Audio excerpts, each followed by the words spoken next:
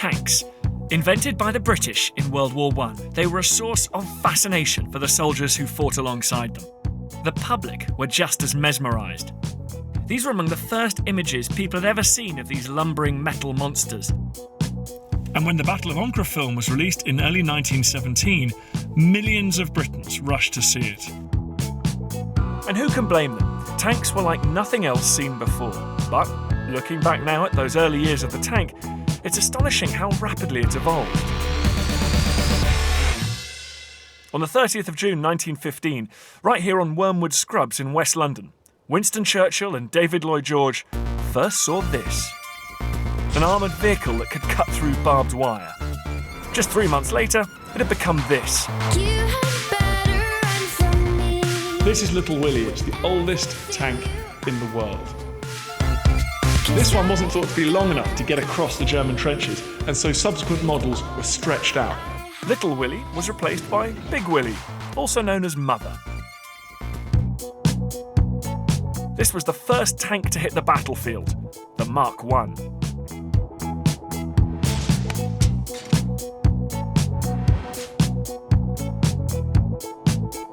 Its first engagement wasn't a resounding success, but it showed its potential.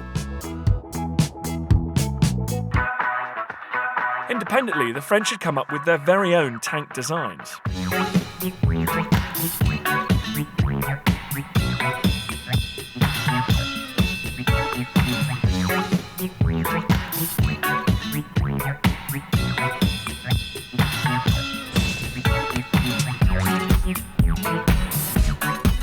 But they were unreliable and frequently got stuck. The real game changer was this. The Mark IV.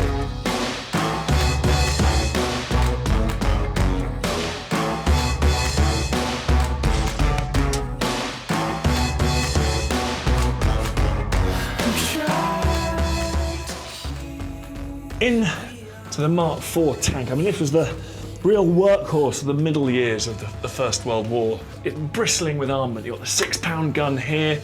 You got this would have been a Lewis gun or a light machine gun here. And then you enter the main body of the tank, quite tight for space. There would have been 8 people in here, 8 crew required, 4 of them just required to drive the thing. Right in the middle, dominating the whole space, is the engine. And there we go. It's an old pre-war tractor engine. As you can see, there's no partition here between the engine compartment and the crew compartment, and that meant that people had huge problems. The crews often had to be hospitalised after a day or two in the tank. They'd become asphyxiated by the fumes coming off this engine. Also incredibly hot. These exhaust pipes here would have been glowing red hot, and with all the bodies in here as well, it would have been absolutely baking.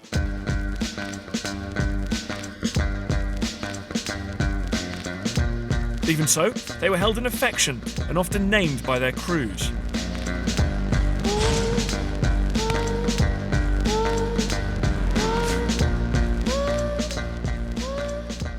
Clamber up here to the commander's seat. First thing I guess about this is that they would have these windows to see through, but of course if they were taking incoming fire, they had to close these, and they had to look through little periscopes, glass periscopes here. More slots, machine gun here, more holes in it to shoot you, put a pistol through and shoot people off the outside of the tank. It was a very, very heavily armoured vehicle, but also one capable of really taking the fight to the enemy as well. They made 1,000 of these during World War I, and it went on to serve with great success in battles like Cambrai.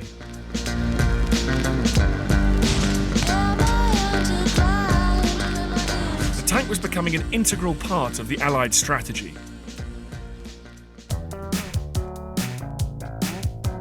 As armoured warfare evolved, the number of different types of tank multiplied. This was a so-called whippet tank. It was designed to follow the heavy tanks into battle.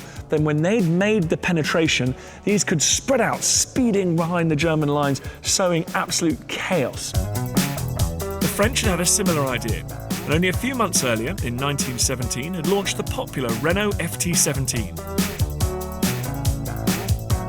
This was a light tank, and the first with a fully rotating turret.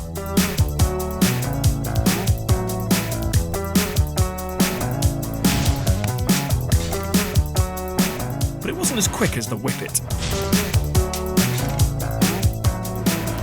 This could do 8 miles an hour, a dizzying speed, around double what other tanks could do at the time.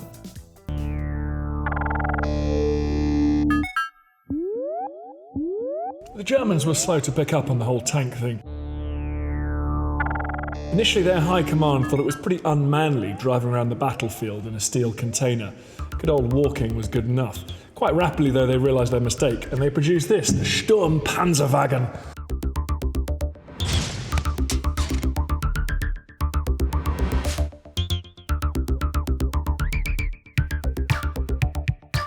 The Germans were slow to produce them, though, partly because of the lack of that top-down drive and also the lack of materials thanks to Britain's blockade of Germany.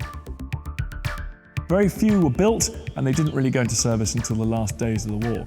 In fact, the Germans probably used more captured British tanks than their own home-produced models. The Germans even set up special workshops where they brought and repaired captured tanks.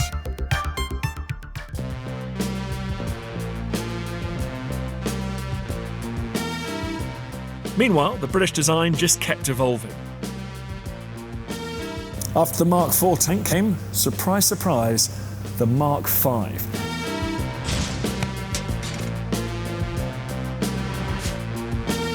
Now this was the vehicle that played its part in the titanic British victories of the summer and autumn of 1918.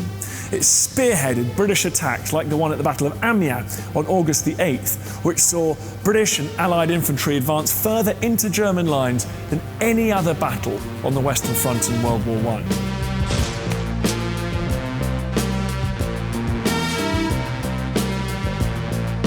These Mark Vs were faster, more reliable than the Mark IVs. They were also able to be steered by one person, unlike the 4 people required to steer this tank's predecessor. Britain's massive industrial base and innovative culture was producing tanks which every year were becoming better and better by orders of magnitude.